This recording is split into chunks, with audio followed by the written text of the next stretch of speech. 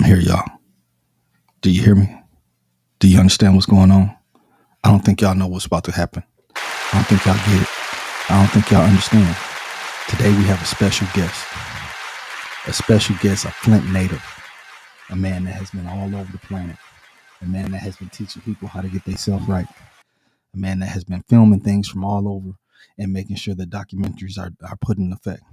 We got somebody here that needs to be known, is known, and is continually be known because he's doing things to make sure people are healed, healthy, and moving in a strong direction. Look, y'all think I'm just preaching right here. I am preaching right now.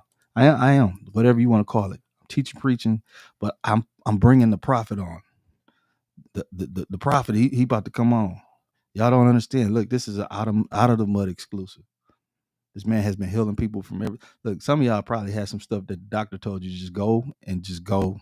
I can't do nothing for you. Y'all went to him, sir, please, and didn't even pay him nothing. And he healed you. He probably helped get you right. He Dr. Sabied your tail, and you just looked at him like, all I got is a bag of weed and some crispy cheese, something. I don't know, but this man helped you out. He got you out of dark space. He got a lot of people out of dark space. Look, y'all know Northside know for sure. Easy stop for sure. Next door for dough. So out of the mud. I need y'all to stand up and give a warm welcome to special guest, Flint native, Senegal. He got the darkest name in the world, Senegal. I'm about to mess with your last name. Look, I'm messing up already. Tuklor. Senegal Tuklor. Out of the Mud presents Did You Know? Are You Listening? And the title of this one is The Whole Man. Was you able to do it? I push, yeah. Okay, here we go. I'm about to put the camera on him, y'all. Look, I'm putting the camera on Senegal. Look, that's the darkest name in the world, because it's Senegal, Africa. Y'all know where Senegal is. I know y'all have heard of that. But here we go. All right. Appreciate you, man. You did a whole lot with that intro. You did a whole lot. Had to, man. Look, I like to give people flowers, man. I appreciate it. I ain't gonna give you no real flowers. Pause, no diddy. But I'm a hype you up, man. You Flintstone. I appreciate it. For real. I appreciate it. So yeah, you did a lot of hyping. But is it hype or am I just telling the truth? In a hype way. I'm telling the truth in a hype way. I like that. I definitely go for you was telling the truth in a hype way, an extremely hype way. Try to do what I can for the people. Coming from where I came from, and we hurt a few people, so I try to help a few people as much as I can. So one of the reasons why we did the natural, everybody call it the oil shop, and that's what we were calling it initially, but it's rebranded to our natural source. But everybody was coming to the oil shop to get what they can: perfume, oils, natural moisturizers, and a little bit of medical advice that from people who wasn't doctors per se, just people who were working on some natural remedies. So I gave the advice when I could give the advice. So I'm gonna get a little closer to the mic, man, make sure I'm heard. And our natural source is now our naturalsource.com. We still have those things. We still have the perfume oils, the shea butters, the black soap, the incense, all these type of things. My wife, and I'm blessed to have two of them. My wife, Amber, is an herbalist. She has the International School of Traditional Healing. So we kind of upgraded when she came on. So we're still available for the advice. We're still available to get these products, and things are still going in a positive direction.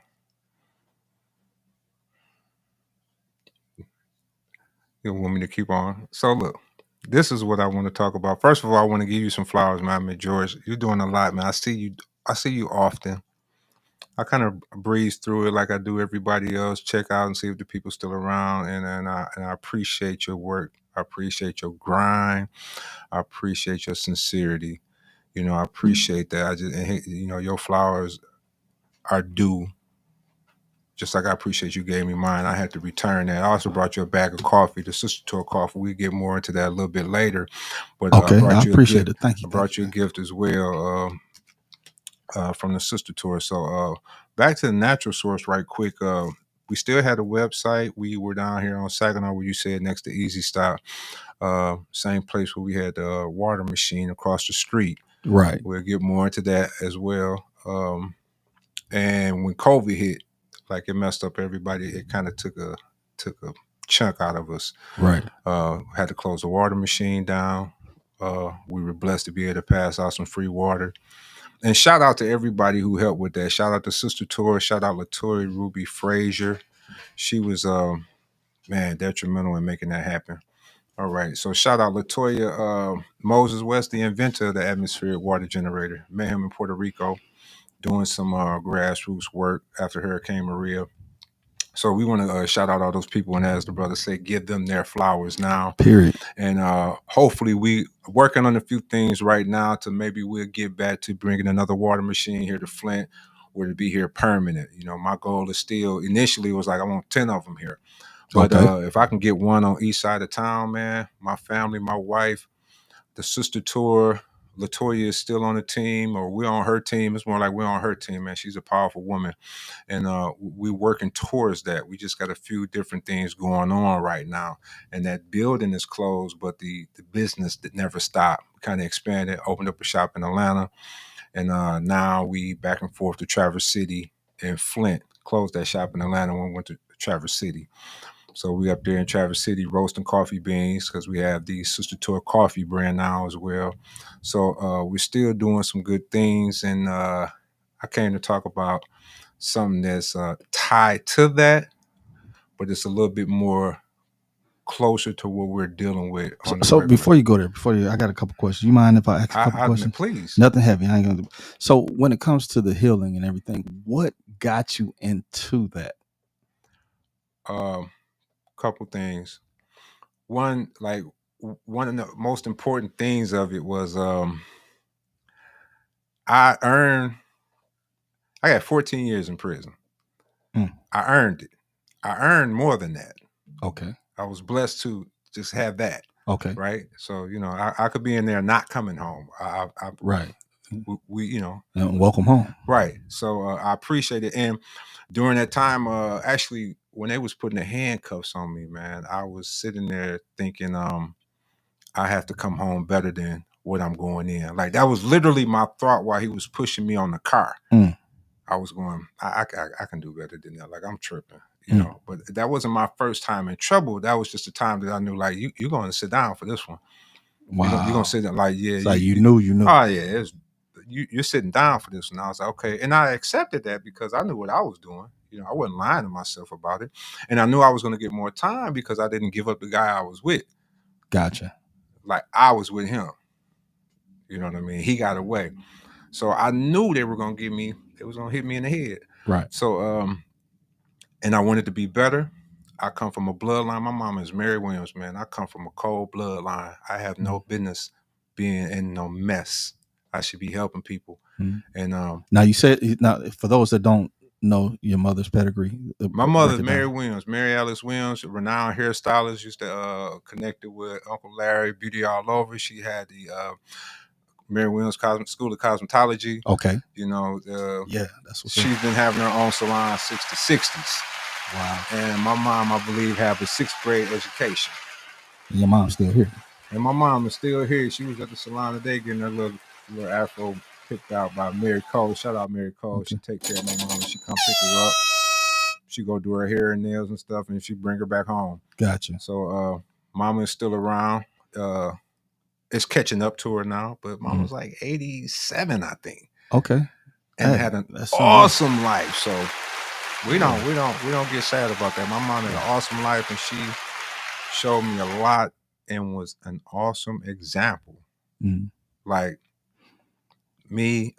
So you saying that you didn't have to step off the porch? No, I jumped off the porch because I wanted. I'm from Merle, man. I was man. They was on Lawndale and Sunny, and I was like, man, I'm you just want to ride the big wheels with everybody else. Man, I'm going on Lawndale and Sunny. Gotcha. I'm finna see what's going. I'm finna be on Trumbull. I'm on Burgess. you know. And my mama said, "You want to hang out? You going out there?" I said, "Yeah, I'm going out here." She said, "You know it's out there, right? This is literal, This is what she literally said to you. literally." And I was like, "Yeah." She said, "Okay," and went on about her business. And then when I crashed and burned, she said, "You all right?" Literal again. She was like, "You all right? You good?" I was like, "Yeah, I'm good." She said, "Okay, I'll be out there to see you." Mm. Mama coldest gangster I know. She said, "I taught you. I showed you. You chose. Do what you gonna do, man. Take it on the chin." Mm. You know, take it on the chin. And her and my wife, I guess you can call it a compliment. I remember them both saying in their own way, after I got home. I can't remember if it was after I got home or when I was close to getting home. And they were like, "You ain't never complained. Like you took that time, you went and did that bit and you wasn't, you know, we appreciate that." How long did you sit down for? I have 14 under me. Mm. I got caught up when I was 19 in Atlanta. Did a couple in the chain gang down there. And then came up here and continued it. You know.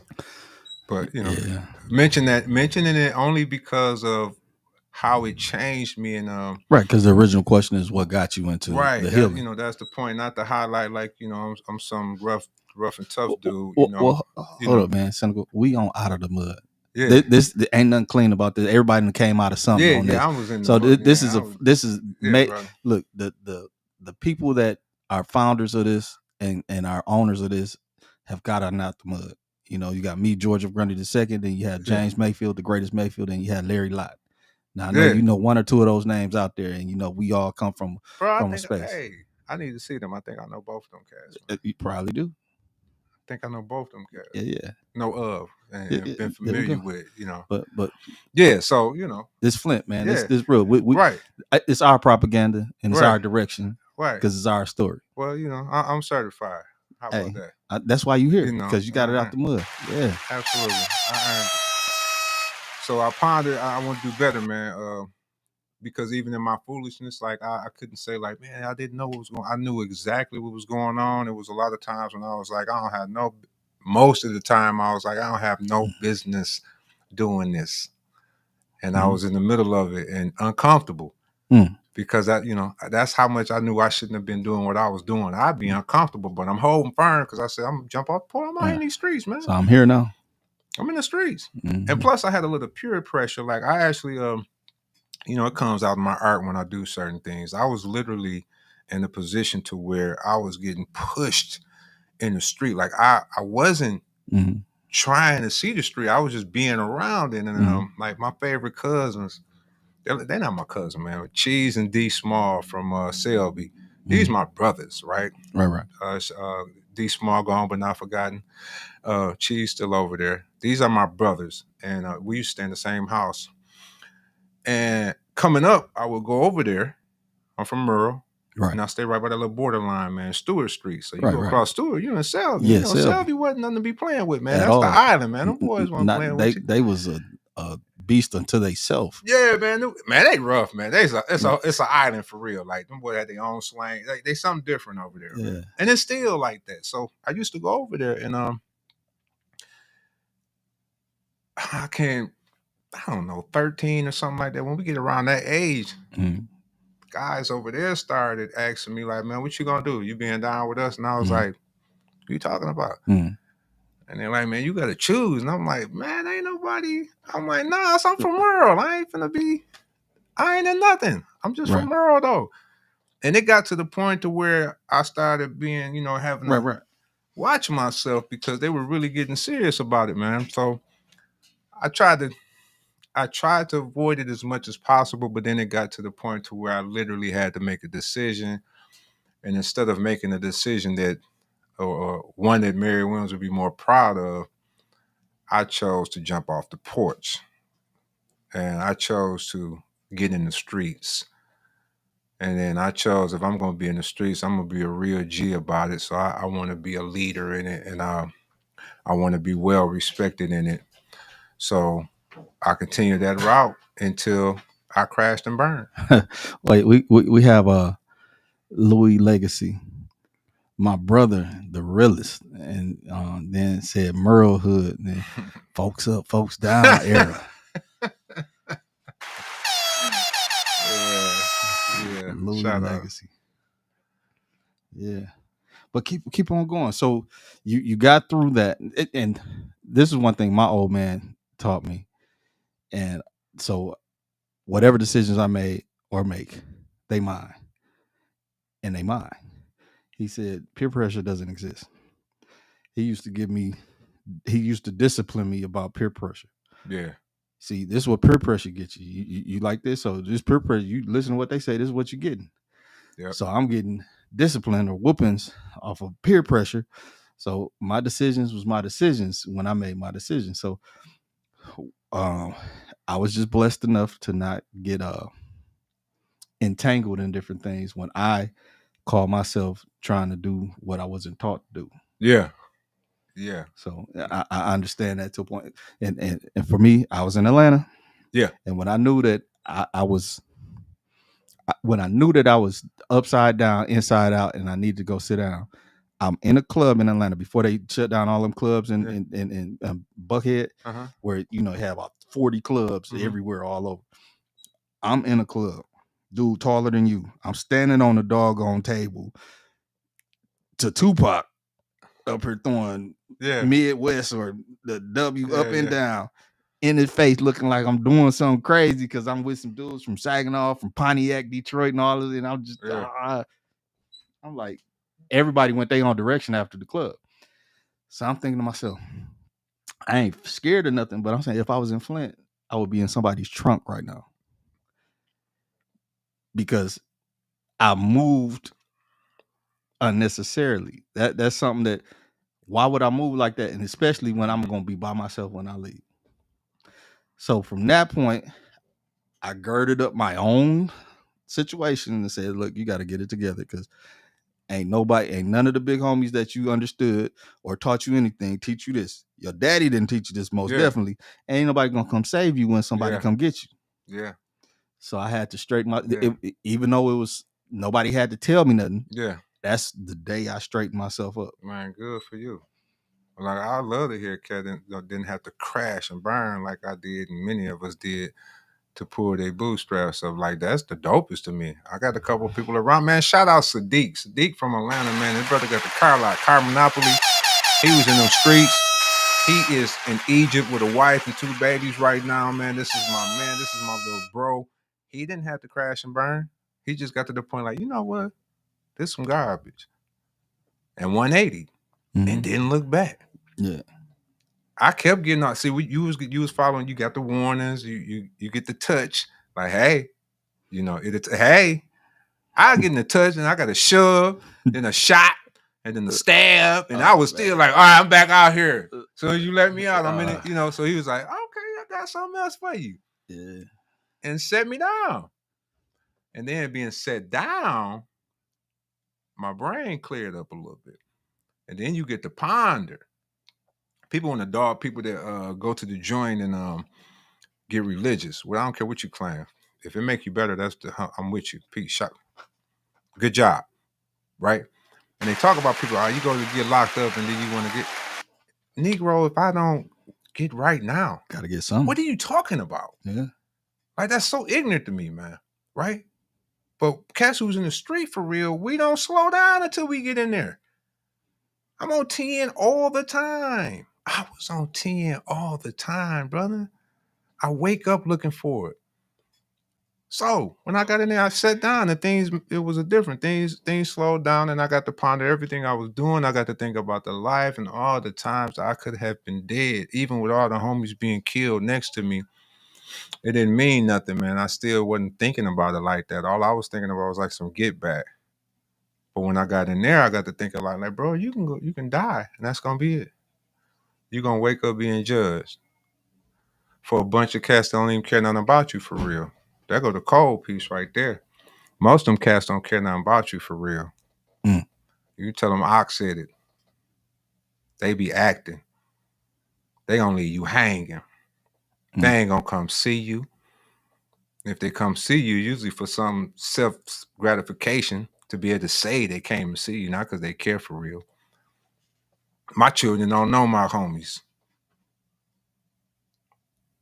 Hator and Jamiron don't know my closest homies. And I love these cats. Right.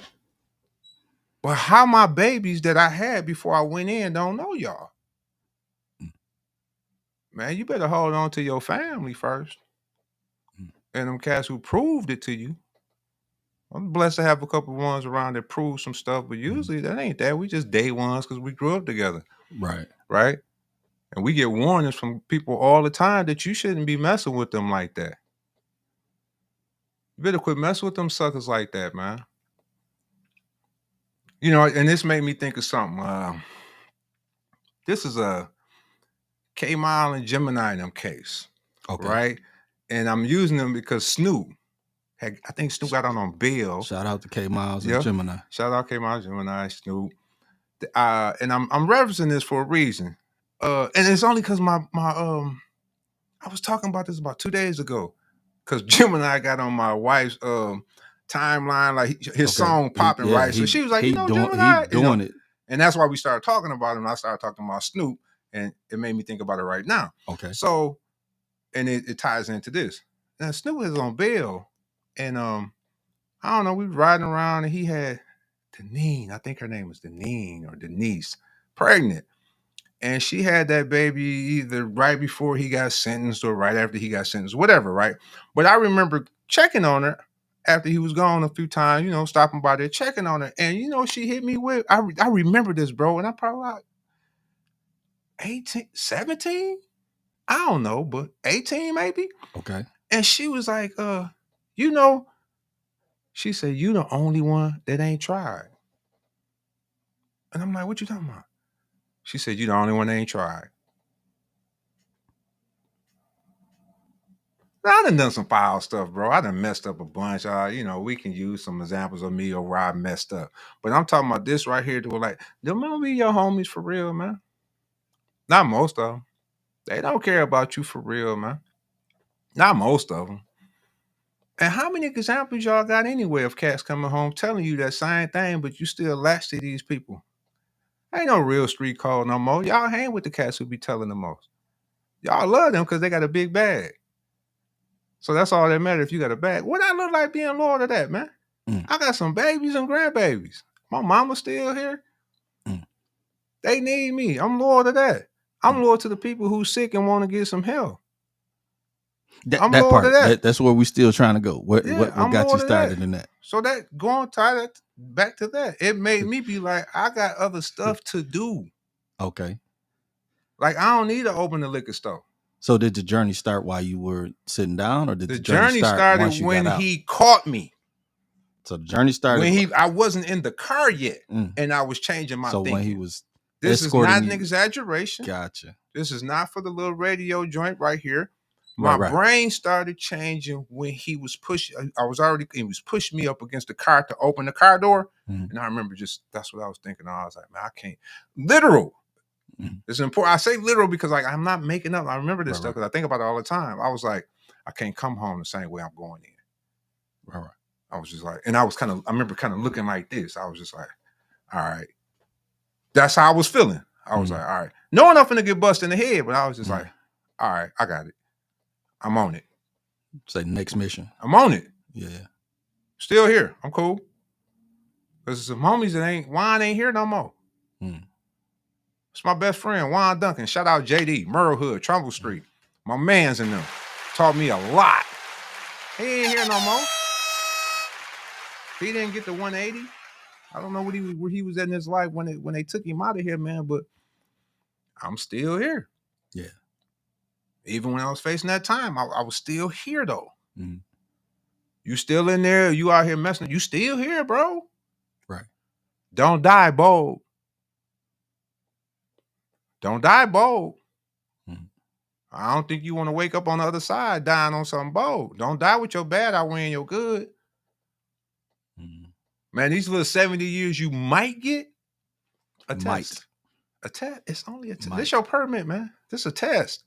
Everything that's going on, this is just a test, man. This stuff is temporary. It's going to be dust again. You're going to be dust again. Right. these buildings gonna be dust again, dirt. So temporary. That's 70 real fast compared to forever. And you focusing on the 70, and they not even the right way. Because the only thing that I can promise you that everybody can, the only thing that everybody can promise everybody, you're gonna die. So the one thing that you for sure about, you can't even say I'm gonna stay black. I'm gonna be black and up. No, you might give it a lot, go homie, and you start turning white. You say Michael Jackson. You can't even. So you can't say that one. But you gonna die, and you're not gonna get ready for that. Man, it's crazy, man. You're not gonna get ready for it. So I start changing how I think. Because if you don't start changing how you think, same thing. You can relocate. I relocated to Atlanta. I turned up. Atlanta is a different beast, man. The people that know me thought I was doing something here. Look, we're not gonna even talk about Atlanta. I was there from 2000 to 2006. Bruh. They caught me in Atlanta in 91. I moved there in 90. Any story you hear about me is from a 1 year run. It's a 12 months. 12 months. Say a Tupac Death Row skit. Was no good after that, brother. Didn't learn nothing. Just was lost it. And could have died in that mess, man. But that's the thing about my experience in Atlanta. It's like whatever is here,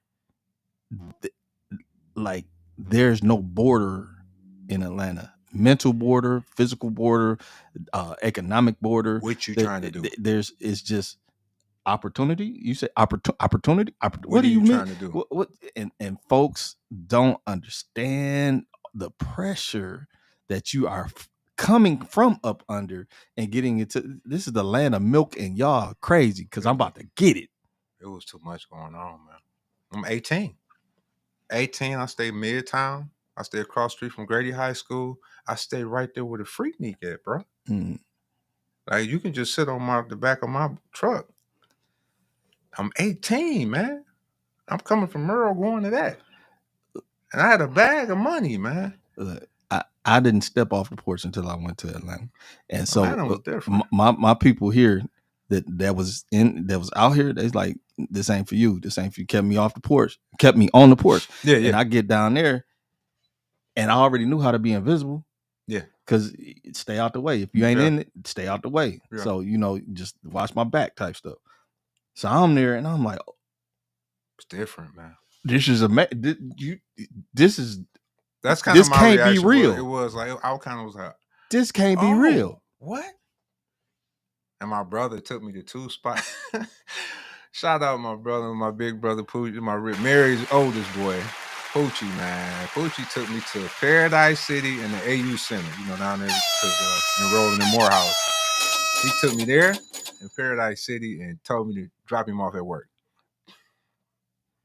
Man, my clothes are smelling like Paradise City. Say, why'd he do that? Why he do that, man? I wasn't no good after that. I was no good.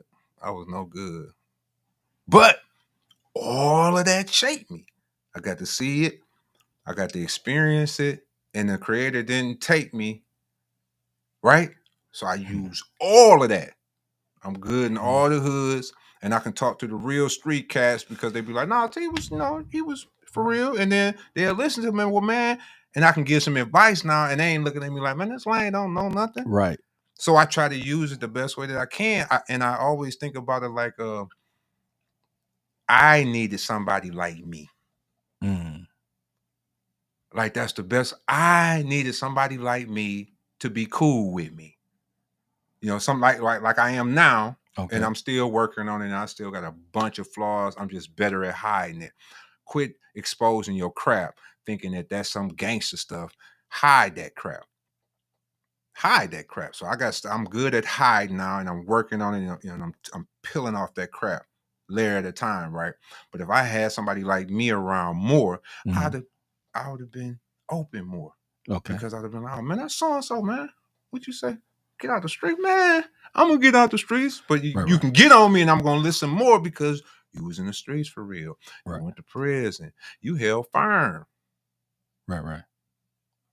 Y'all keep giving the respect to all the wrong folks. These people are insane. The streets tell you all the time they fake. I don't know why people keep messing with it so much. They fake. These people crazy. When did you pick up your first healing hookup? Like I wanted to hustle legit. Hustle legit. I wanted to hustle legit. I wasn't all the way legit yet. Okay. I was trying to transition. And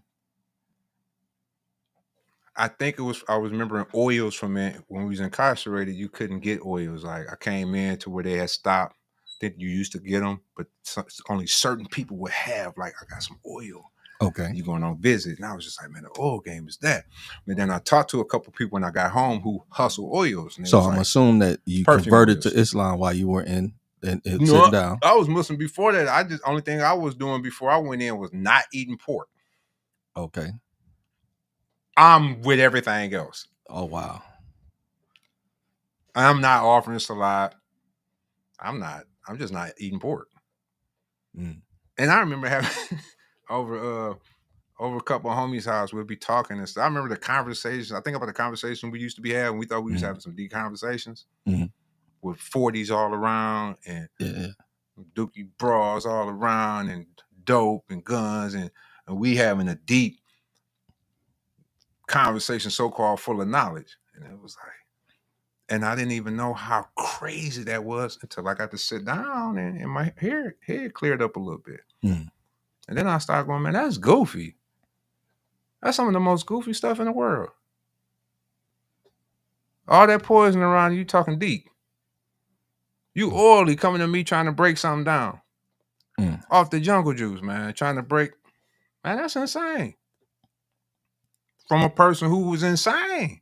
Right. I was taking pills for a minute. That's how off I thought I was. They tricked me with that crap. But it was part of my process. Okay. It was part of go through your process to get to where you're trying to go, man. Figure it out. Like I had to do some things that I figured like, no, this ain't that. So you had to legit hustle, and then when was that? Where was that was after I got home, right? And after I got home, and one of the brothers in Chicago owned the oil shop, and I went and got like 10 quarter pounds of oil. That's the ones about like this. Oh wow! I went got like 10 quarter pounds of oil in Chicago, and I started hustling that, and then it came from I wasn't just eating anything in there, right? They thought I was vegetarian, but I wasn't. But if the meat wasn't right, I'm not eating that, man. So I was already tailored to just not accepting anything from my body, right? Trying to be better. So I just got home and intensified that and focused more and read more. And I was already working out and that type of stuff. And then I'm looking at people around me who are my age and can't do too much of anything and busted up and bloated and sick and high blood pressure and can't go up the steps and sweating all the time and all, and I'm looking at it and I'm like, then they're eating anything and they chips and they pops and they blah blah blah, and I'm checking all that out and I'm like, that can't be life. Yeah, that's not that, So I wanted to do better, and then I said I need a spot, and I wanted a spot in the hood to help the hood. Right.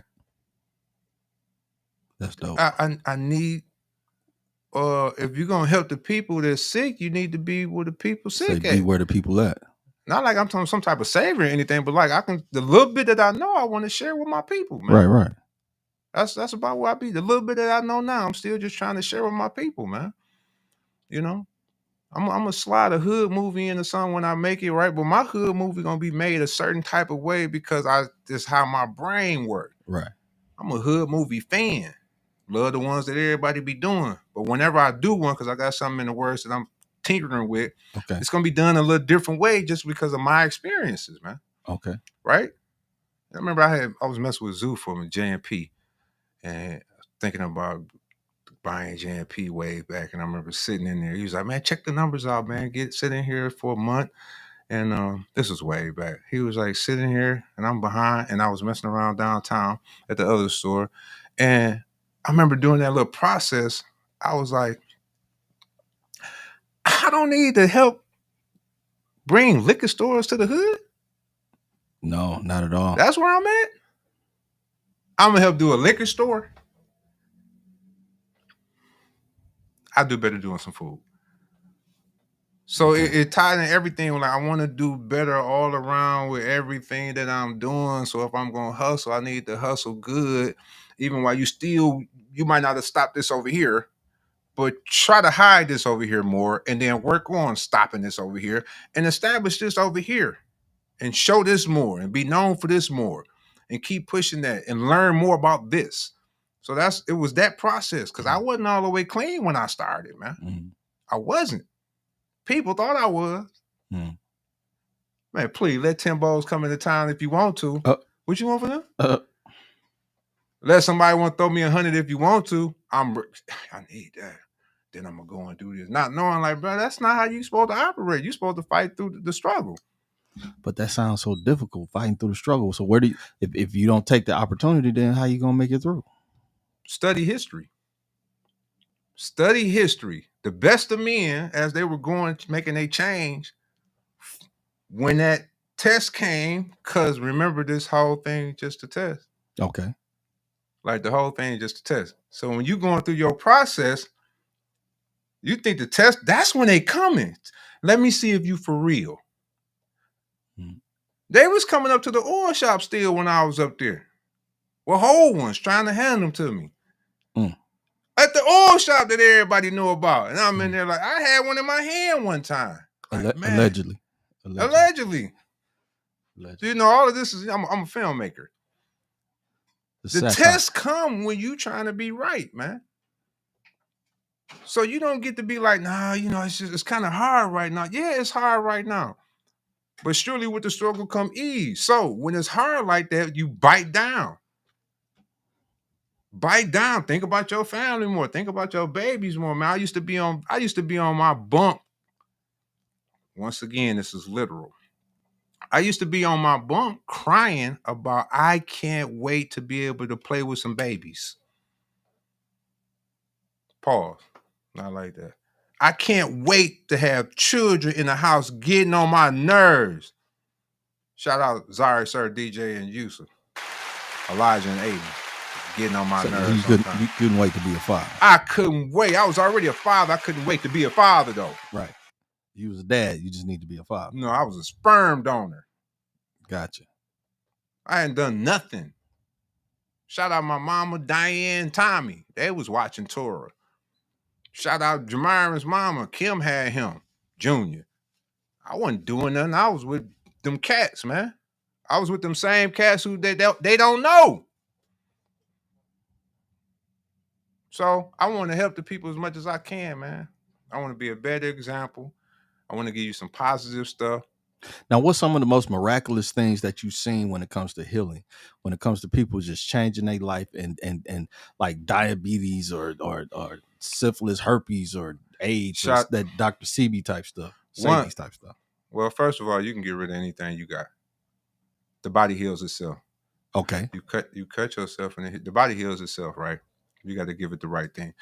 It's a doctor. I don't know his name, but I got it. It's on one of our pages, and it's way down there because this is when we were still up there open. He's a teacher, and everybody knew him because every time they saw that video, they'd be like, "Man, that's Mr. So-and-so." He had cancer. Okay. I'm not a cancer healer. I'm just telling you something that had the most miraculous thing the brother asked me about. Right. So he came in and he was having this issues, and I was like, "Hey, I'm killing them with the black seed living bitters right now." So I'm telling them about that.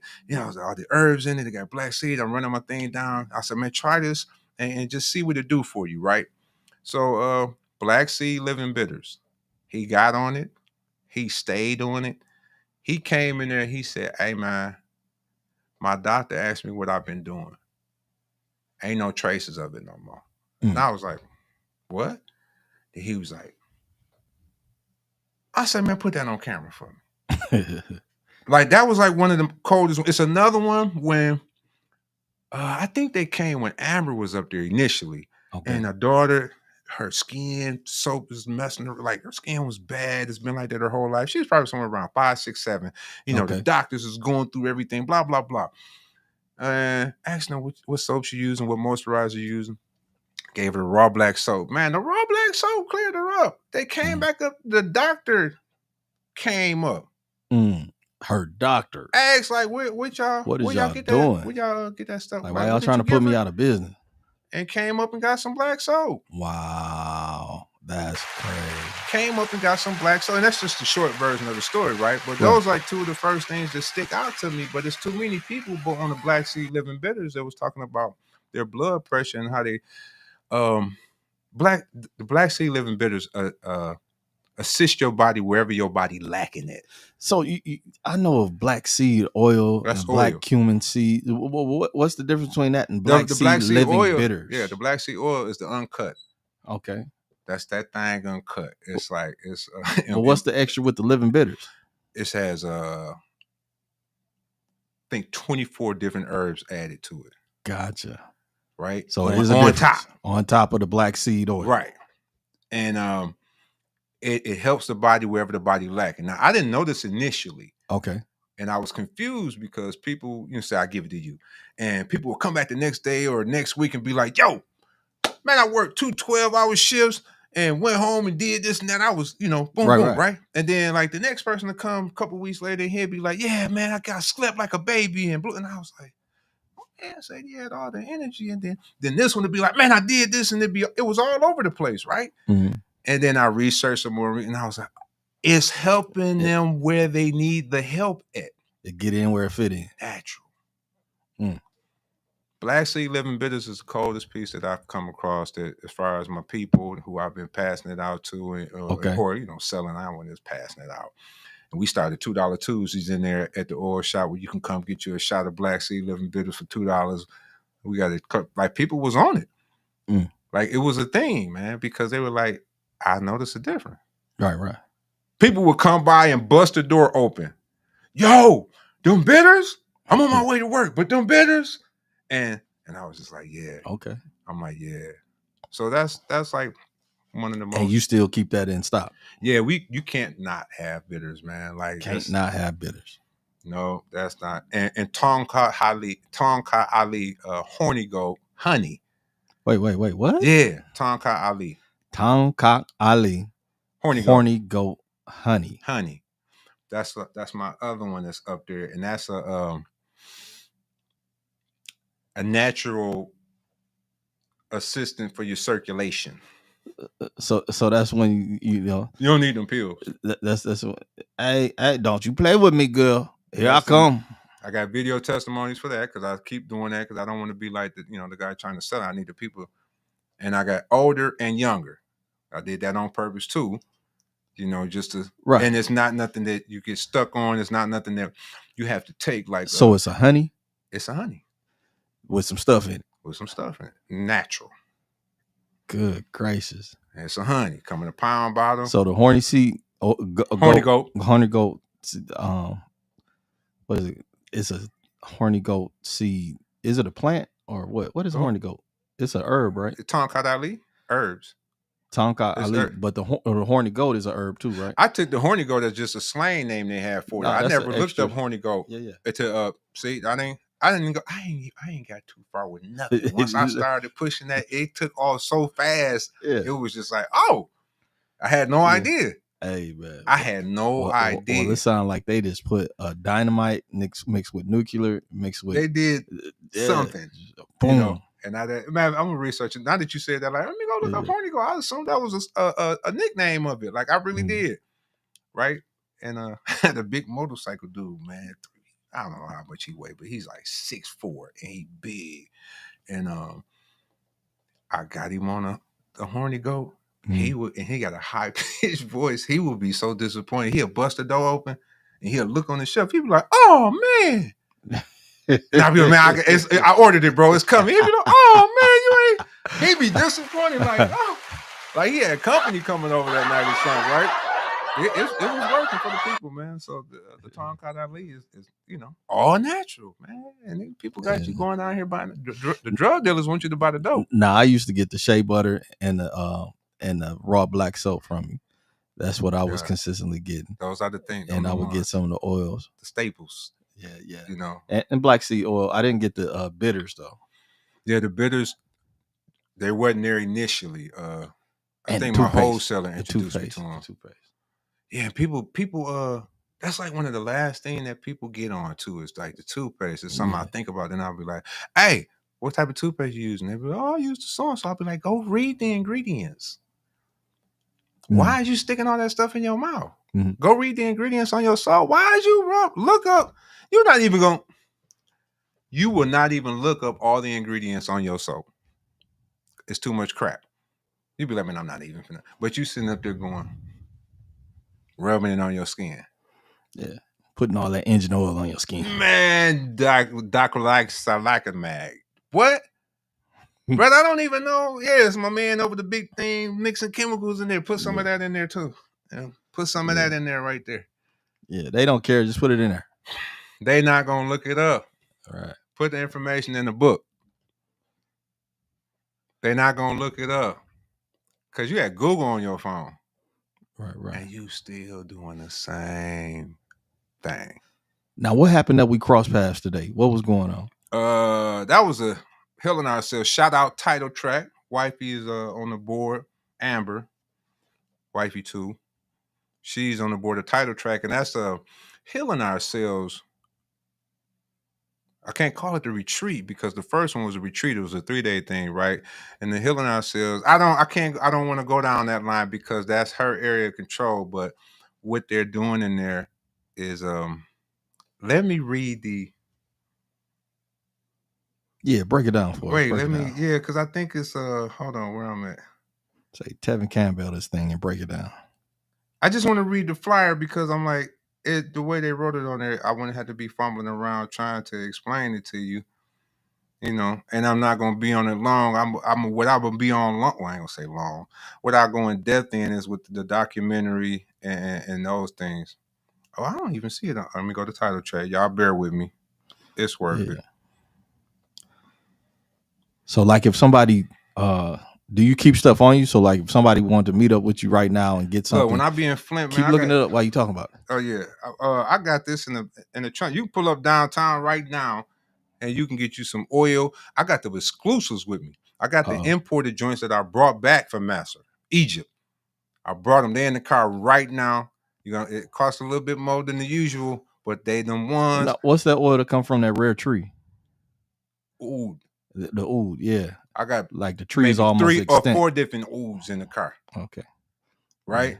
And when I pull the thing out, you'd be like, oh yeah, that's some of that stuff right there. Yeah. You know, we sourced it from the people, so we brought it back. And that's the stuff that's supposed to have the pheromone type stuff in it, right? Well, it's all type of stuff. That ain't it's some stuff that's unreal. And you still supposed to be looking up the thing. Yeah, I'm there. You got it? Yeah. So title track presents Rest, Restore, Reconnect, and Reclaim Self-Care Rooted in Cultural Connections. That's what that was about today at the library on the title track through Healing Ourselves. Okay. So that's what and that's wifey's thing. I was there recording it for being the video guy. And I got to do the one up north that was at the Metatawani Hills, Metatawani Inn. I believe I'm saying it correct. That was a 3-day event that was I did a men's retreat there. I'm not the guy to be, I'm still kind of uncomfortable with that type of thing. But when I say the 2 that I've done, bro, it did something to me. And the second one, I was just recording, but it did something to me. Okay. You know what? Because the people were so genuine there. Shout out Tony Vu. Him and his partner came up there. Tell the people who Tony Vu is. Tony Vu got the well, he's out of the farmer's market now. Okay. The restaurant, but he's over here. He got a building over here on I don't even know what that is. Not far from over here, bro. It's on Court and whatever that side street. What kind of food he cook? I was going to say Asian, right? Then I'm like, wait a minute, I might be improper by just labeling it Asian food, right? But Tony Vu is, Asian. Are you talking about the new hibachi? Is that him? I don't think that's him. That's not him? No, the hibachi spot is wifey Cheryl. She's talking about that. She loved that spot. No, that's not him. He's literally like, we could walk to his spot. He's over there. What that place used to be, a floral place, I believe. Nice building on the corner. Oh, you talking about the old flower shop over on Court Street? Yeah. Oh, I didn't know that was open. Oh, he about to come. He ain't open. I don't think it's open yet. Okay. He's been remodeling. But he's he got in the process. He got a truck in Traverse City. In the process. Okay. Right. He's on a couple boards up there. Tony Vu doing it. He doing his thing, man. He's spread out a little bit. He's in that food world for real, man. And he's a all right human.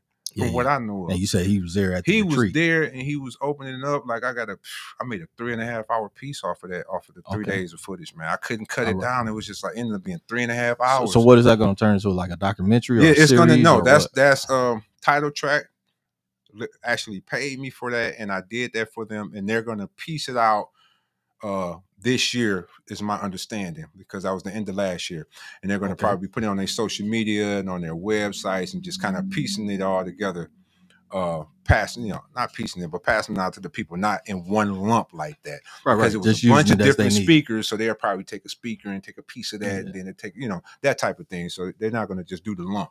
But I did them a full project so they can do what they want. So they can splice up anyway. Right. Like today, this one is going to be a short piece because I asked Amber. She's like, just give me about 3, 4, 5 minutes of the event, and we're going to share that and pass that around. So that's what today was about. That's what you saw. You came in there. Appreciate you coming in, shouting out too. For sure. Just letting me know you saw it. That was cool because I wouldn't have been here.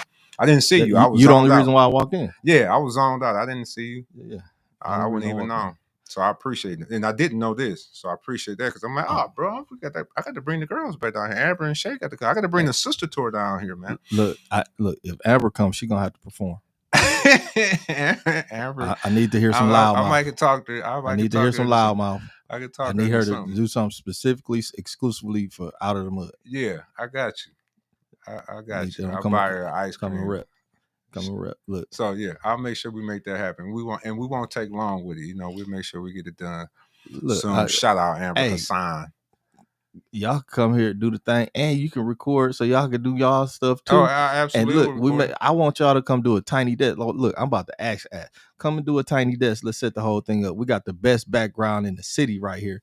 So come and do some things. Look, you seen it? You looked outside. I looked outside. I was over here trying to get my background look like that. I was trying to see how I was going to position myself to look good, to be showing people. Ain't that the hardest view? This is it right here. I told you when I came in, if I could have this as an editing office, man, I'd be up here all day. And so how much resistance did I give you coming this way? No, like it's supposed to be. Exactly. So it should be like it's supposed to be. It would be more progress with our people if we treated each other more like this. You didn't get important with your, sometimes we get too important, too informal. Like we had bringing a water machine. We're trying to bring a water machine to Flint, and people was telling the important people downtown was telling us, email me. And I'm hearing your face with the dude who created it. And you telling me email you. I don't say no names because it's not necessary. I don't even get nobody no shout out, right? But they was being important. You weren't being important. You like, man, all right, pull up tonight. Period. Pull up, bring your people with you. And would have had an issue if you didn't come. Yeah, bring your people I didn't have nothing scheduled tonight. I was doing something different. But because I understand the gravity of who you are, the gravity of who your family is, the gravity of what y'all mean to the city, and we was out here grinding together trying to push this thing for people. Absolutely. You saw me when I was out there with my truck moving water in the first and fifth ward. You over there. All those things. Yeah. So I'm saying it's important. I don't care if I end up winning all the Elon Musk money in a gambling bet. I'm still not about to move different in the sense of how I treat people and how I help people grow, because I need people to help me grow. Absolutely. I had a mama that showed me that. She had to, my mama was the man. And if you didn't know her, you wouldn't know my mama was the man. You know what I'm saying? Mary Williams moved real. I was 18. I had some money. She said, how much money you got in that bag? And I told her how much money I had. She said, boy, you better spend that money. You can't take that money with you. Like, dude, do something with that. What is you doing? Mm-hmm. Do something with it. She messed me up too, because I started just running through it after that. I wasn't trying to save nothing. But she was pushing me like, do something with your stuff, man. Mm-hmm. Enjoy your life and go get you some houses. I remember she said, go get you a couple of houses, and I didn't. If I'd have listened to it. She tried to told you. She tried to told me, man. I was 18. I thought about it probably 5 seconds. I remember No, I'm gonna go get the truck. And went and got the truck. Man, I could have been collecting rent for 2 houses all the time I was gone. You would have been sitting down collecting You know what I'm interest. saying? But anyway, I learned from the best as far as like you treat people good, and it doesn't matter because you really don't know who people are. Period. And you really don't. You know, I'm a spiritual dude, and I believe in that. Everybody who's seen human ain't. Like I wholeheartedly believe that. Oh, see, so you look. This is where it comes into the Nation of Islam type stuff. The mothership. No, not even that. No. What are we talking about here? Or is this the Apocrypha in the book of Enoch and all this stuff? Let me not leave it all that wide. Hold on before you go there, because we've been on here for 55 minutes. What are the projects that you got going on? What can people do and follow you with digitally? What's going on? Do you have any documentaries or anything that you can growing Grammys and Oscars for? What's going on there? Then let's go to the aliens. So, yeah, we definitely talk about the aliens. All right, shout out 15 minutes. Shout out my director, Bill Berryman. We got a couple of awards for 15 minutes. You can go to 15minutesfilm.com. That was my first short. I wrote that in prison. Got some awards for it. You can watch it on your smart TV right now. It's been licensed for distribution. So if you ain't at home, when you get home, or you can download that Plex TV app on your phone, but it's on your TV. So go to Plex TV and look up 15 minutes, written by Tuklor, and watch that short. That was my first piece. But we just dropped a water trail documentary. We screened it last month, April 22nd, at the Alluvion in Traverse City. And an awesome response from the people. We are overjoyed. Amber was whispering to me in the middle of it. She was just like, I wasn't expecting this, because we wasn't expecting that. And we did a panel discussion afterwards, and I have so much material, I was going to do a full feature length, but the people helped me decide that it needs to be a docu-series. So we're doing a 7-part docu-series, 7-part docu-series on the water trail, birth of a water protector, regarding a woman's journey from the Flint water crisis to Hurricane Maria, because she left Flint, moving to Puerto Rico before Hurricane Maria hit. Man. Lost contact of her son for a few days, the baby boy, and created this women's collective during that whole process. Wow. And that women's collective is called the Sister Tour. That's what that was birthed from. Ain't that what's on that bag right there? That's what's on this bag right here, the coffee, because we got a coffee brand with that same thing now. Push close. It's that Sister Tour. You can go to the sistertour.com. Yeah. You can go to the Sister Tour, a Congolese blend, because we tied with the people in Congo. Shout out Higher Grounds Trading. Shout out Chris Treater, my man. He's actually the reason I moved to Traverse City. Chris was like, come be closer. Chris on Higher Ground. And so you saying that coffee bean is from the Congo? The beans. Yeah. That's a Congolese bean. Absolutely. You telling me that when I eat that, everything about me gonna grow? And you sending a piece. I'm gonna get 6'5". What I'm saying is, my toes gonna get bigger. You helping people who need it most. This is fair trade. Look, and after I drink that, I ain't gonna die. No, I don't. Man, this dude right. Look, Congolese, you know that's where the. Well, I ain't saying all that. This is some coffee. I ain't gonna say that was a magical. I thought we weren't talking about the aliens yet. You can jump back to the other. They're magical. They magical. Yeah, I love Congolese people and Senegalese people. Look, I love the people. Yeah. I love going over there. I can't wait to get back over there. Right. I haven't been to Congo yet because it's a little bit hectic right now. It's always hectic. We can't go over there right now. Since King Leopold. Yeah, but we got some people though. You know, my guy Chris, he's in there deep, but not deep enough to be going right now. You know. So we do that, and so break that down. Let's not keep that vague, because we treat Africa as a shadow or as a don't go in that room type conversation. So what's going on that you know of right now that causes it to be so graphically discombobulated to go?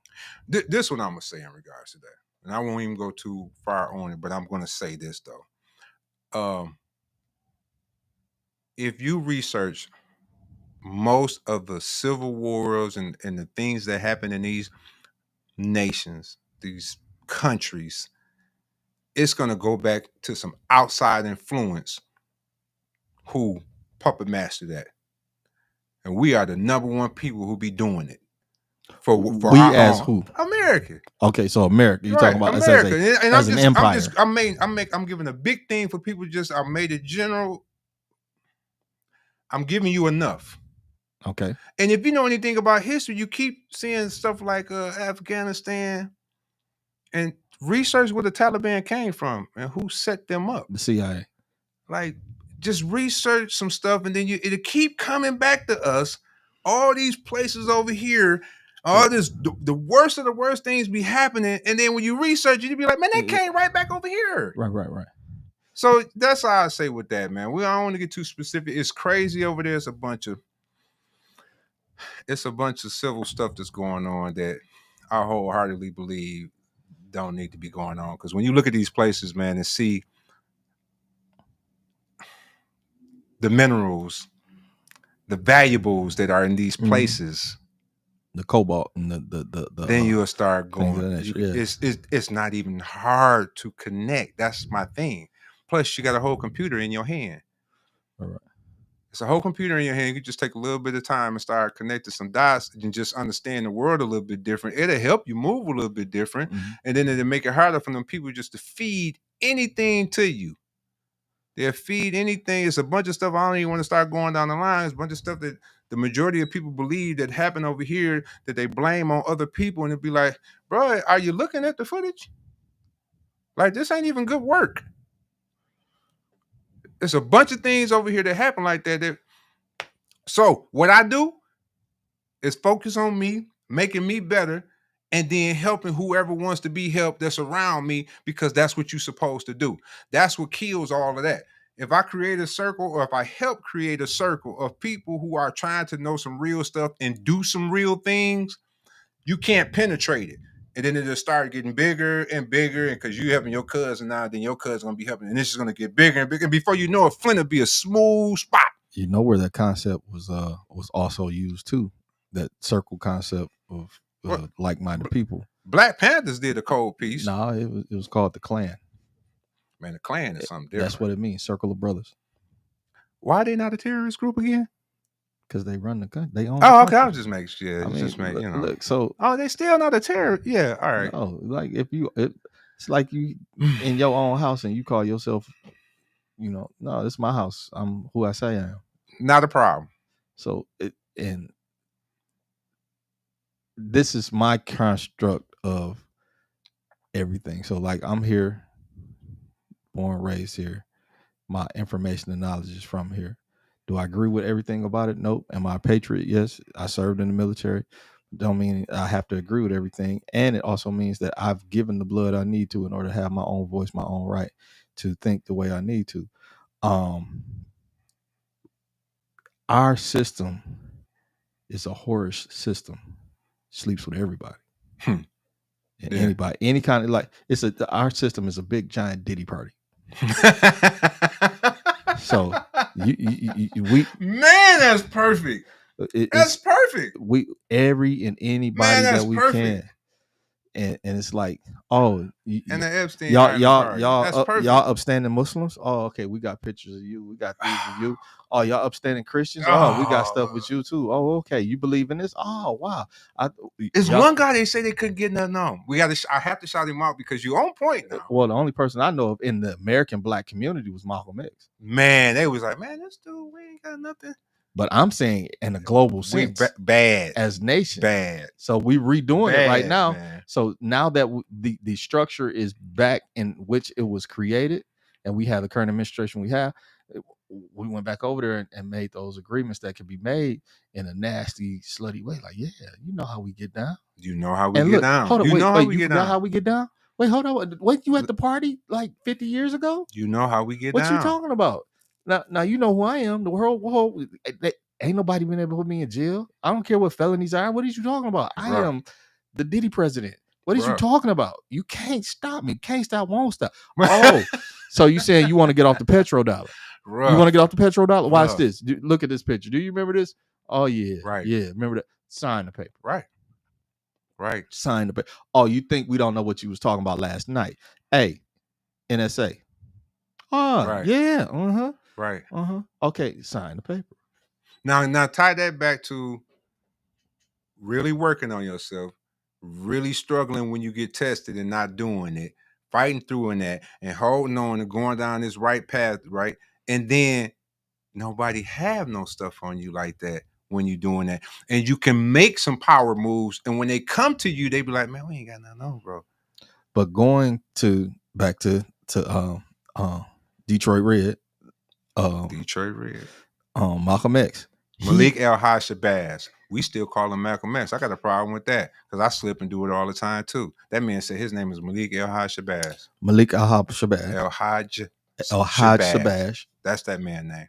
AKA globally known as there you Malcolm go. X. We can do it, absolutely. So have to respect him like Cassius Clay wanted his name to be Muhammad Ali. And you can't be talking about this. Mama called him Dirty Red. I'm going to call him Dirty. You can't. That ain't what we doing. No. So Malik El-Haj Shabazz. Malik El-Haj Shabazz. AKA globally known as Malcolm X. So he had to come out of the muck and mire, out of the mud. Man. So the thing was, he had all this dirt. He had already been in the Diddy party of this society. And then once he came out of it, he had to walk the line and not go back into it at all. He didn't go back, man. Because he a real G. See, that's the thing. Once you know better, and you got to do better and stay better. Yep. So, and when the tests come, you got to pass it. Hold firm, man. You got to pass it. You supposed to hold. I done failed a lot of tests. Hey, real fast, I failed a lot of tests. Thing is, I ain't stopping. Yeah.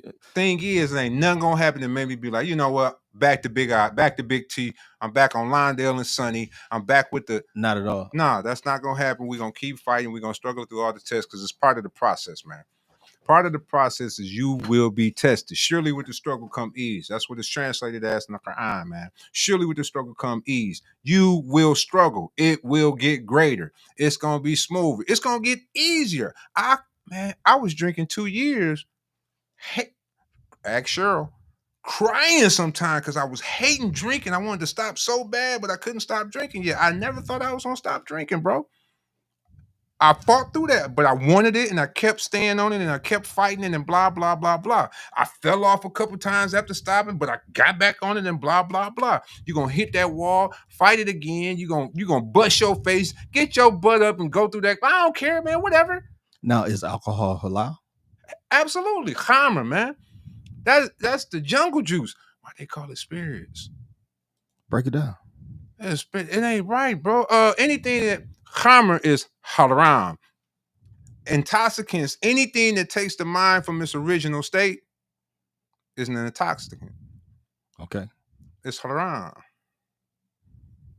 It's also, it'll tell you it's some good in all things. Like it's good. Like you got some good benefits that you can use. We can't use that and just be like, so, but you know what, I can drink though, because you know it'll clean your cut and you know whatever you come up with, right? Yeah, and the Bible say wine make merry, laughter is good for the soul, and money answereth all things. Right. It's a test. But just all like things in moderation too. And some things, nothing. Like some things you just have to not mess with. Some things are just a test for you. Pork is in every good book to not eat. Leviticus 11:7 is one of them. I don't want to hear that crap. Mm-hmm. If we talking about the Muslims all the time, we'd be like, bro, it's in every book. Ain't nobody supposed to be eating that. Well, why is it? It's a test. What are you talking about? But in Christianity, they say that do not call what God has cleaned unholy. In the New Testament, he said, "Don't eat the split hook." Like it tell you, don't literal. Old we all got phones. Go to Leviticus 11:7 and look it up, man. But people debate amongst the Old versus the New Testament. I got a question. Why we? My question is, so we got the Old and New Testament, right? And depending on what I ask a person, they'll say that type of thing right there, right? And I'll be like, so why you didn't throw the Old Testament away yet? Like, why isn't we just holding the New Testament then? Because the old is for your knowledge and the new is for your don't be starting. I can't quote it. I mean, I feel you, but that's I'm saying like, based on. I feel you. I understand. And one of the things that separates Islam, right? And this we'll be brief about that. I ain't trying to breathe down nobody's neck with this, right? If it's making you better, bite down on it. If you believe that there's a creator, because our book tells us the closest to us are the Christians. They don't be knowing a lot about the Muslims. They think we just be hating Christians. We like, they hate Jesus. And we like, Jesus is probably the guy. What are you talking about? We like, Jesus all in the Quran. What are y'all talking about? We rock with Jesus. Isa ibn Maryam, the son of Mary, right? Alayhi salam. We rock with Jesus, right? If you say that you believe that there's one creator, I'm with you. Whatever else you want to call it and whatever outfit you rocking it, I don't care nothing about that, bro. Is that making you better? Right. You ain't acting like Pookie no more. Wait, you working on not acting like Pookie no more? Right. Because you can still be messed up and crashing and burning. I'm messing with you. I'm not cutting you off because you crashing and burning. You know how many years I crashed and burned and might crash and burn tomorrow? So that's not going to be my thing. I need to know that you working on it and you believe in the you believe that you getting tested and something going to happen when you die, that you being judged. Man, y'all don't want me to think ain't nothing happening after death. Y'all don't want me to think that I'm not being held accountable for what I do. I promise you, you don't want me thinking that. It's some unfinished business that I want to finish when I leave from this podcast. If I was thinking that it ain't nothing, I ain't gonna, man, get out of here. You don't want me thinking that. Yeah. I promise you. I'm clowning tonight. I'm gonna get about 7 of them in tonight. Oh wow. I'm gonna burn the city up. Allegedly. It ain't gonna happen because I know you get held accountable for what you do. Yeah, you will be held accountable for everything you do, bro. And you saying that, so I grew up Kojic, Church of God in Christ, Christian, under the Christian banner. I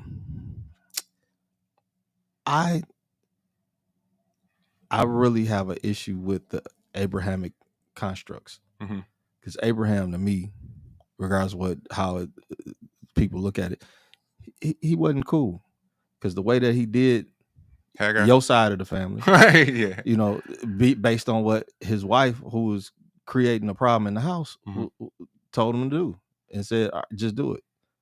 Like, we gotta get this done. God he taking too long. Do what you need to do, Abraham.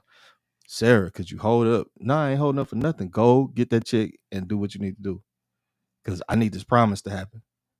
And then even before that, when he went to different lands and Sarah was with the king or whatever, and Abraham like, oh, I'm gonna just be over here. Just tell me when you're done, type stuff. Like, what?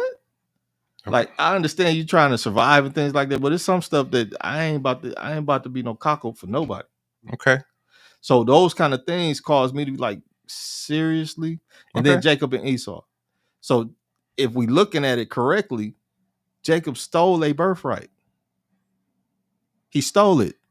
Him and his mother plotted and stole something from somebody. And then Esau just like, I'm hungry, man. I just want to eat. I'm just trying to, can we? Sure. All right. Oh, bro, you going to do me like that? Oh, man, don't worry about it. It's mine now. And then keep on going. There's always chaos. And then, like, who in any God, whether it be Allah or Yahshua, or whoever, what are we actually submitting our spirits and our deities to? Because remember today when the person was telling me about the hente, I was like, what's the spiritual implications of writing this on your body? They didn't know. So I'm saying I'm not about to allow you to put something on me and then I open up a gateway. Oh, you wasn't wrong at all in asking that question. But the thing is, as Muslims and as Christians, we do it because we're taught and born and raised to do that. You can just say as people. Period. Yeah. Whether it be Buddhism, Hinduism, whatever, we won't go into the source and say, look, no, I'm questioning everything. Yeah. And that's me. I'm like, God, what does that really mean? Okay, what does that really mean? Hinduism, like thug. You know where the term thug comes from? No, I don't think so. It's a Hindu or Hindi term from the goddess Kali.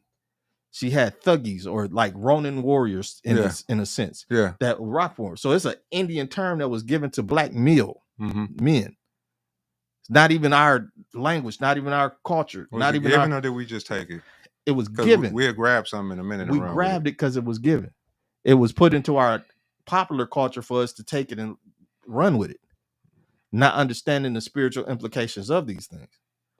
Which we do with most things. We do with everything. But I got a thing. So I got an issue when people, and this is understood. You can't put Islam on the same shelf with every other religion. Let me tell you why. Who else has an original book? And then I'm gonna give you an example. They tell us we learn Arabic because you trying to be like the Arabs. Learning Arabic because I have an original book over 1,400 years old from a man who couldn't read or write, who gave some facts. There were some that are just being found in the 20th century, like from scientists, that's in the Quran, from a man who couldn't read or write, who said it was being revealed to him, right? We can fly over there to the museum and look at that Quran that's in the museum if you learn the Arabic, and then whip out the one that's on my phone or the two that's in my car, and it's going to match, right? An original, there is no one else, no other group, no major nothing that can claim that. That sets us apart. Why is that important? Because you're going about stories and what you're reading and what that story had done, right? And how you feel about it and the facts of what you understand to be the facts of the story, right? I'm saying all of that to go to that point. So if you don't have an original text, so two guys you had in here earlier, right? Two pirates, whoever, they was over here. I came in here and sat down. Right. So say right when I sat down, they got to fighting. Right here, I'm making a point. It will not be long. This guy, this is 1 and 2. They get to arguing, 2 slapping, bow, boom. They lock up, they wrestle. 1 toss him over the table. They fall over there. We run around, a couple punches thrown, and we break it up. Boom. This is Sparta. Okay. Now I go home. Man, they wilding up in Joy's spot, man, earlier, man. White boys was up in there scrapping. My man fired on him, slapped him a couple times, bam, bam. My dude pieced him up. They threw him over the thing, busted him in the head with the light. It was crazy up and it was wild. Boom. Story already changed. I just went home. You go to your people. You ain't gonna believe what happened today. You're gonna tell them the story. All about perspective. And it's not gonna be the same story. You're telling me a story about a book that's 2,000 years old that you don't have an original copy to. Can't be right. How? You what? You hearsay 2,000 years? Man, bye, man. You can't bite down on that book just for that simple fact alone. You know what I'm saying? Just for that simple, I don't have to go to nothing else. It's like, bro, I can't even reference nothing. I can't go back to where I'm just going. And then the people that you claim and told it, that John, Mark, and two, ain't nobody named that over there. Like, it's too many things that got me like, I can't bite down on that to even be passing certain things of that information unless it aligns with the Quran, because this one is over 1,400 years old and I got an original copy that we can just go right to and then match the one that I got right here. So if this coincides with this one, I'll use it. That's why I'll be talking about the pork reference that coincide with us saying you can't eat no pork, type of thing. Right. I reference Jesus in that book when he says there's one but one good. He say that in that book. I reference that because that coincides with the Quran. There's but one good. Mm-hmm. You know what I'm saying? He said, don't be. I reference when Jesus washed his hands, face, and feet and left the disciples and dropped down, put his forehead on the ground and prayed in that book because it coincided with. I can reference those things, but when you start getting to saying some other stuff, it's kind of like, where'd that come from? Because in Muslims, all about, give me the proof, man, because the companions never said anything without saying, so-and-so said, so-and-so said, so-and-so said, that the prophet said, this is how you pray. And then he did like this, or you wash before you pray. And then he did this, and then he did that. I just gave you a chain to check. So you can go here and be like, hey, man, did you say, because he said you said, and to get to the prophet, did you say? And they'll be like, yeah. Okay, that's a solid one. That's what the Muslims are known for. That's what sets us apart from everything else. And you won't know that unless you research it. If you just take the 2 cents like everything else, you're going to take it like everything. This is not like everything else. Research. Prove me wrong on anything. Don't get personal. Don't get in your feelings. Pull your phone out, research. Don't just Google the first thing and read it. No, research. Get in the books, man. Go down the line. Science has been doing this a long time. White man's made that one book the most 100 influential people in the whole world ever. Guess who number 1 was? Prophet Muhammad, peace be upon him. Blew my mind. They're like, man, this man is a cold piece. 3 levels of darkness in the sea that we just figured out in the 20th century. It's in the Quran. The mountains are paid and how in the Quran. It's so many things that we just found out that's in the Quran. It's kind of like, man, how he know that? Because and that's for me going through all those things. Because when you add the the Anunnaki construct and things of that nature, and then you add the Apocrypha and all of the books in the books of Jubilee, the Enoch, all those.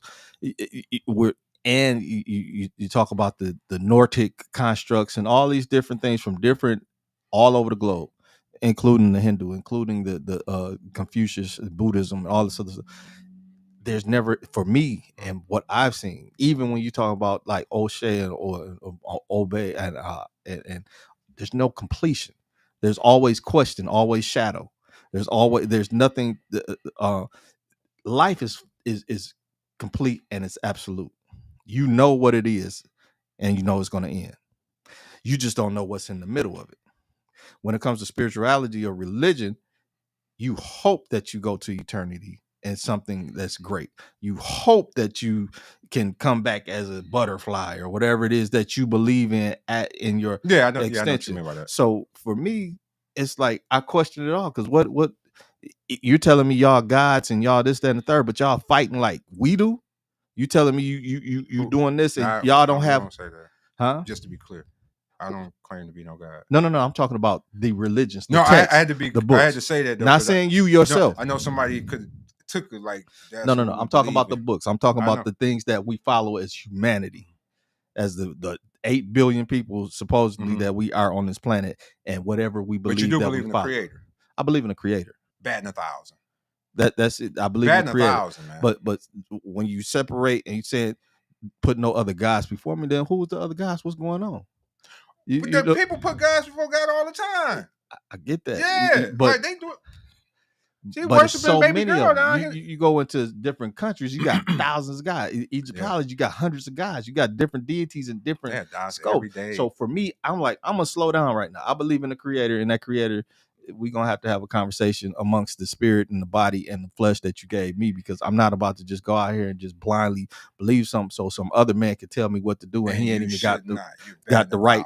He ain't even got my best interest at heart. You batting 1,000. And he up here doing something weird to his congregation. You batting 1,000, bro. You're you're killing them. Remember when I said earlier, and it was like, we got it, as long as we can agree that you believe in the creator. Not, we there. Yeah. We there. I'm with because if you're not believing that kind of scares me. It's like, man, no. You don't believe in no creator. It's for me, it's impossible to not believe in creation and creator. Yeah. Because I got here some kind of way. Yeah, it's just like, it's not a boom. Like, now, some semen turned into this. If I'm a microscopic enigma that's inside a larger, and we outside a big giant being or human or whatever, and we like Men in Black or something, okay, all right, that's something else. Can't do nothing about that. But it's like, come on, man, what's really going on? Because we are cancerous on this planet. That's a lot. We as a human species, we are destroying and eating up. Ain't nothing natural about anything that we doing. We're in a rough time right now. Ain't nothing natural about what we doing. We're in a rough time. Even when we doing like even herbalism and stuff like that. Look, the hate it. From the clothes to the hats to everything we do is the hair that they putting in it. We are destroying everything. Absolutely. And absolutely. For me, this is for me, George of Grundy II.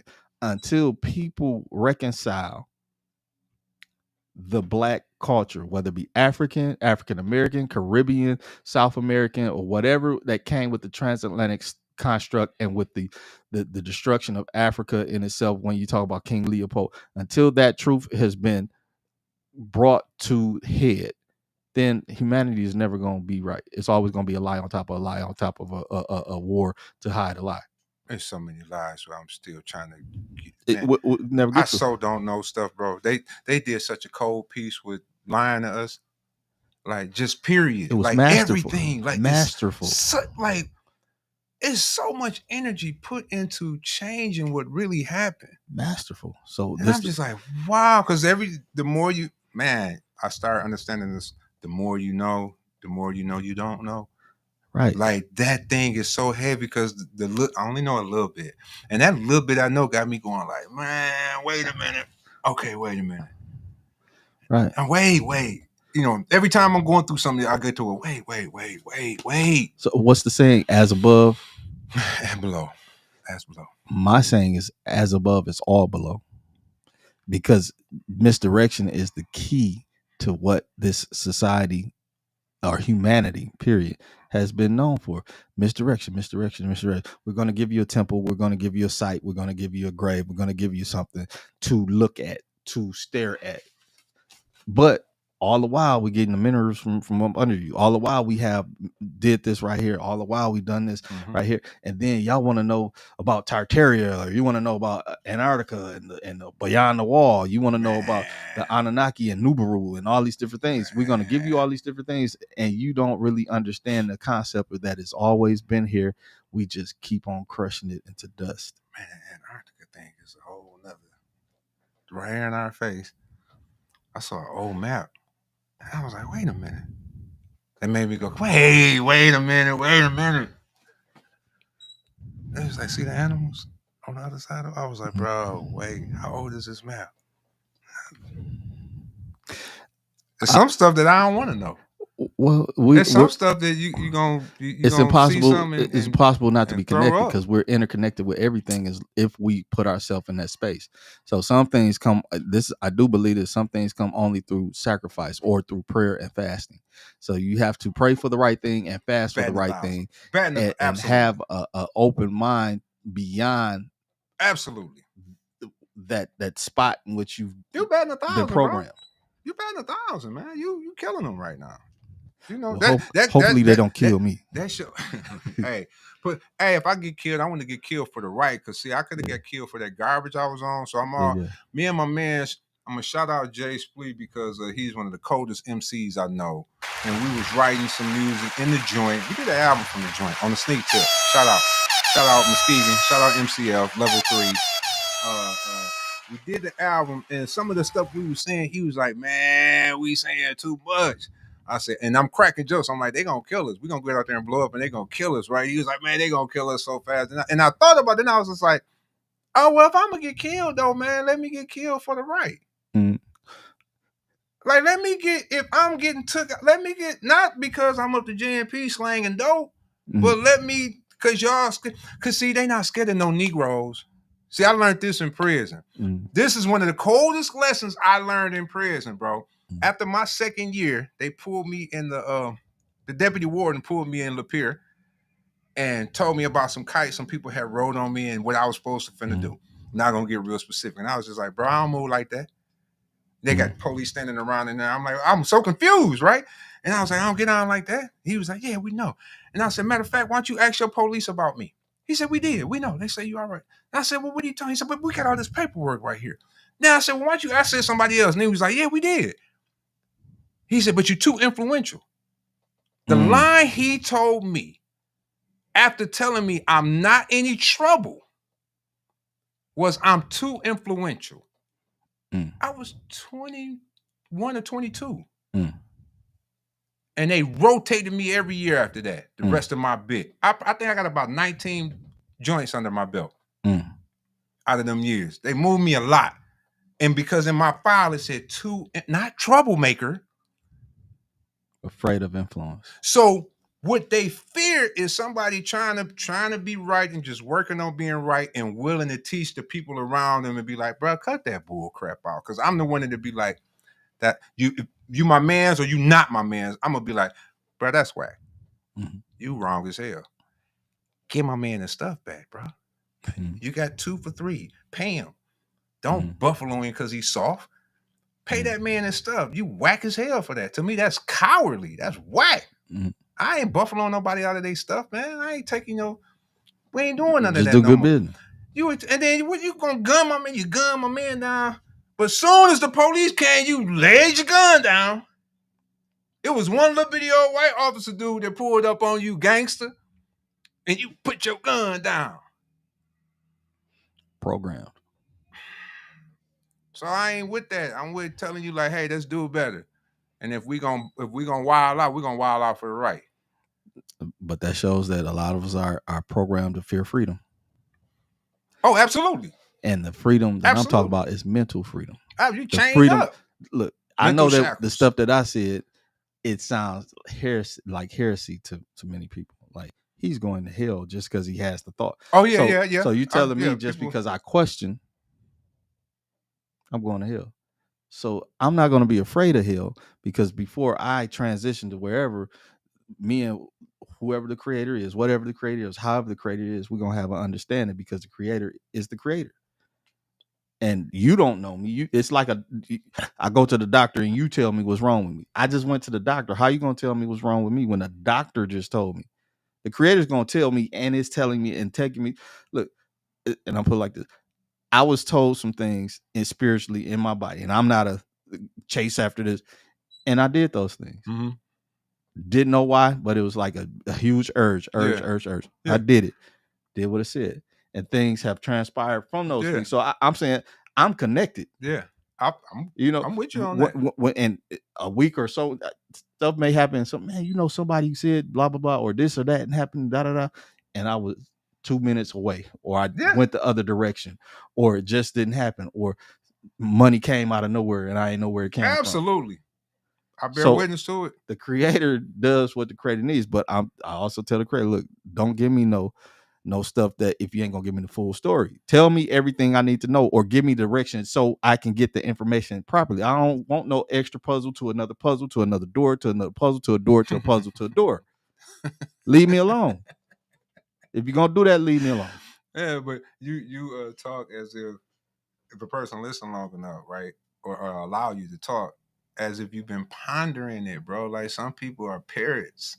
Like, you talk like you got some questions which appear to be genuine, and it appear to be behind pondering, and appear to be behind some research. Like, it don't seem like you just, they read a book and then they all scholars and deep. Everybody be deep, and it'd be like, you can't answer no questions, man. You getting mad because I'm asking you questions and stuff. Like, this is crazy. This is not part of it. Like, I'm not supposed to ask you no questions. So you like on that right there. That's why I go right back. Like, I got one big thing, bro, and it's only because the creator told me to check with that one. You believe it's creator? Yeah, I believe it's creator. I just got high five.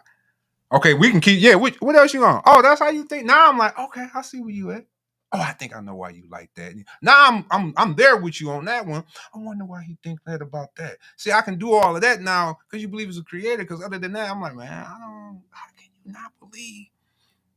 I can't even go down that road. It's like, I'm not equipped to help you if you like, man, I don't believe there's no creator. Nothing. Like, what are you talking? You don't want me believing that.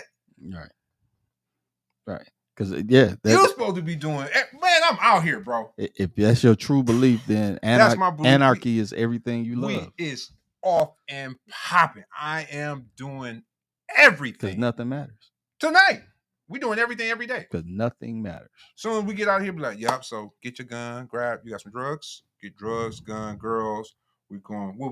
Let's go take some stuff. Look, I wouldn't even be that. I'm gonna do it just like I've been taught to do it from our lovely government. I'm gonna make a phone call and create. Pillage, I'm going to create. Rob, steal. I'm gonna create drama within a situation without even being there, and then let the milk and honey come to me. You're gonna go. Yeah, you're gonna be like the light skinned people. They the coldest. Then so back to what we was talking about, like over in these places. What are you talking about? They diabolically genius in the way that look about these places. Look, we need some labor. Look, Bob, this stuff is not going to happen. You said you want to be a superpower in 200 years, right? Yeah, John. How are we going to do it? We can't do it by ourselves. We need labor, and it costs. What are we about to do? Jebediah, why do you keep on Jebediah? Oh my goodness. He's noticeable because he's different from us. Now, Jebediah, we need you to do us a favor. And this favor is going to turn into free favors for 500-600 years. But after that, you're going to live comfortably, at least 1% of you. And but we're going to be superpower, and we're going to remain a superpower until we blow the world up. Yeah. All right. Man, they working on blowing the world up, bro. So, but I'm saying that and Jebediah just taught everybody how to wash themselves. Jebediah just taught everybody how to read. Jebediah taught everybody how to start a fire, and Jebediah taught everybody how to properly anything humane. They and then ended up a slave, slaving people for like right now, the mind, like it's in the open. We still go get the new one though. We have submitted. Look, we become our own. We locked ourselves up in our own cell, man. With these things. I'm talking all that. I got a phone though. Right. That's why I said look, it's like you said no pork, but you grew up in a pig. Like, look. And the only person we know that didn't eat pork after growing up in the pig was Malcolm X. Man, he was a real gangster, man. Like, this dude Shout won't eat out no ribs for to real, that man. brother who they couldn't get anything on. I don't want them getting on me. I got stuff you can get on me. I'm still fighting stuff. Now I'm gonna be fight. I hope. Shout out me though. When I broke down, peeling it off, peeling it. People next to me be like, that is not the same tea, man. He ain't nothing like, I'll shout out myself, bro. Yeah, I had to do that because I get on what I haven't fixed yet so much, and to be like, wait. I've been peeling it off.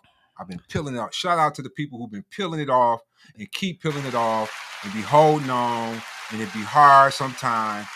Hold on, go through it. Don't stop. Because if you stop, you for sure done. The brother was giving a sermon one day. He gave it, man, I love this one, right? He was like, a yacht, the yacht in the ocean is the good and the hereafter. The ocean is this world, and it's a rope, and you in the water, right? And this is an Islamic reference, right? But I'm keeping it more general so everybody can relate to it. If you hold on to that rope, right, no matter how crazy that water get, you got a chance of getting to the boat, right? Okay. But if you let go of that rope and you quit struggling and you quit fighting and you quit dealing with it and you just be like, you know what? You don't have a chance of getting to that boat. All I'm about is like, hey man, fight, bro. I don't care about you messed up today. A few minutes ago, you're going to mess up in the morning. I don't care nothing about that. I'm over here working on this gorilla right here. This is a real gorilla I'm fighting, man. Right here, rough. I'm focused on this. Right. If I can help you, I will. Let me know. I'm not watching you like that. Pull me to the side till I need a little bit. I'm on it. Whatever I can do. Right. Bam, bam, bam. As soon as I get done, though, boom, back over here. Working on this gorilla right here. Right. Work on you, man, and help who you can help. If you can't focus on nobody else right now, you got to tell a person like, man, I can't even help you right now. I got to stay right here right now. That's fine. You helping him by staying on your thing and getting your stuff together. That's helping the whole. We need everybody to work on their stuff. Y'all too engulfed in everybody else, so-and-so rapper, what's the name? They put that stuff up there and everybody jump on it so fast, and I'll be like, man, I don't even know. I don't even care about this Negro right here. Don't go with so-and-so no more. That does nothing for us, man. When what's the name bust open his little shop down here, y'all ain't shot him out. You ain't going out there shopping with him, and you ain't doing nothing because it's him. But if Tommy Hilfiger bust open a shop on Saginaw Street, it's going to be a line. Right. Shout out to everybody who came to the oil shop. I love y'all to death, man. Oil shop should have been packed every day, though. Oil shop I should have been having to tell, like, can't get no more people in here. Shout out to everybody who was coming on the regular, man. I love y'all for that. Shout out to them cats who was cutting the grass for me, drinking their dollar beer. Shout out to them. Because they love that spot. So we got to help each other, support each other, but work on yourself first, man. I need you to work on you. So I see it's about that time for you to wind down, man. I see the nature clock on your eyes, man. So I'm a night owl. It don't matter. Look, so tell us break it down how you want to break it down and lead us. Hey, this is what I need y'all to do. A water trail, birth of a water protector is what we on right now, heavy, right? Screenings across the nation is what we're doing right now. You want us to come screen where you at, you can go to awatertrail.com. awatertrail.com. Get on there and see what we're doing with this documentary and help us get it out there. You can go to the sistertour.com. You can order you some coffee because a percent of this is going back to them women over there in the Congo getting these beans together. Everything we do, we try to help the people out. We send a 2 cent over there because that's a lot over there and more than 2 cents. But I'm saying we send a portion. So what we're doing right now is that documentary. Shout out to Sister Tor, Amber Hassan, Shay Cobb, Fire Sis. These women are rough, and I appreciate being to be around them. I appreciate my wife Cheryl, my other wife Cheryl, who supports us from the background, who did that bit with me, who stayed with me through the time, who came a visit. I was getting visits up north. Shout out Cheryl, man. So I appreciate this, and hopefully, not hopefully, my intent is to keep moving forward, bringing some positive stuff to the community, helping the community how I can. Shout out George, out of the mud, everybody else out of the mud who working on their crap. Surely with the struggle come ease. If I offended somebody, you might need to ask yourself why you got offended. Because I don't be on no crap, and I ain't shooting no shots, and I ain't lying on nobody. Hey, help me help us. That's all I'm on now. There you have it. There you have it. Our special guest today was a Flint native, Senegal, Tuklor, and this is Out of the Mud. Did you know, and are you listening? So I want to know, were you listening, and do you now know? Because he just broke it down.